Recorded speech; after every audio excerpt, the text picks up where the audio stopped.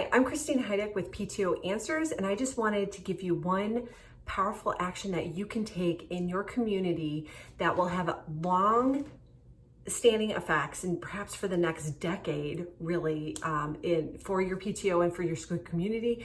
And that is, now through the end of the census taking period, you really need to encourage every single member of your community to be responding to the census, because without their representation, your school, your communities will get decreased funding than it otherwise would if everyone is not counted.